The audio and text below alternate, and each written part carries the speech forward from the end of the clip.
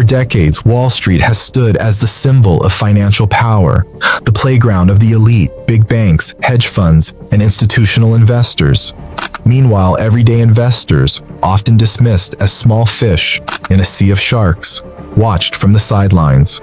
But in 2021, that narrative shifted, thanks to an unlikely hero, GameStop.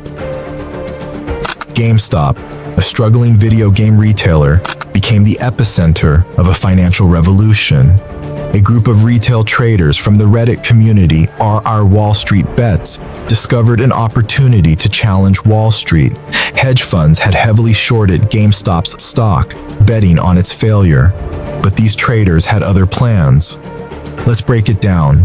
Short selling is when investors borrow shares to sell, expecting the price to drop so they can buy back cheaper. But if the price rises instead, they're forced to buy back at a loss. This is called a short squeeze, and it's exactly what happened with GameStop. From under $20 to over $400 per share, GameStop's stock price soared. Social media platforms like Reddit, Twitter, and Discord became war rooms where retail investors coordinated their efforts. These platforms empowered individuals, transforming them into a collective force to be reckoned with. This wasn't just a stock market story, it was a cultural moment, Main Street versus Wall Street. For the first time, everyday people felt they had the power to fight back. Stories poured in of individuals using their gains to pay off debt, help family members, or secure their futures. But then came the backlash. Trading apps like Robinhood restricted buying of GameStop shares, citing liquidity issues. To many, this felt like the system protecting its own, leaving retail traders out in the cold.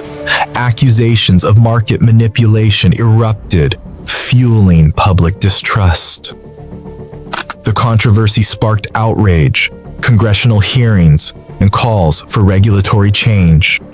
Hedge funds lost billions, but the event highlighted deeper issues about fairness in the financial system. Why did these platforms restrict buying but not selling? Was the game rigged from the start? To understand the magnitude of this moment, let's take a step back. The stock market has long been a domain dominated by institutions. For decades, retail investors faced barriers, high fees, limited access to information, and a lack of tools. But the rise of commission-free trading apps and social media changed everything. Apps like Robinhood promised to democratize finance, giving anyone with a smartphone access to the market. However, the GameStop saga revealed the cracks in this promise. The GameStop saga wasn't just a battle over a single stock. It exposed the growing influence of retail investors and the power of technology in democratizing finance. Hedge funds, once untouchable, realized they were no longer invincible. But with great power comes great responsibility. Many retail investors entered the market without a full understanding of the risks. While some made life-changing gains, others faced devastating losses. The volatility of the market is not forgiving, and for every success story, there were cautionary tales. What did we learn from this? First, collective action can disrupt even the most established systems.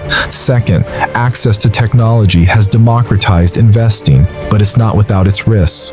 Third, transparency and fairness in the market are essential to maintaining trust. While the dust has settled, the story is far from over. Retail investors are learning, growing, and finding new ways to challenge the financial elite. The secret war between Wall Street and Main Street continues, and its next chapter remains unwritten.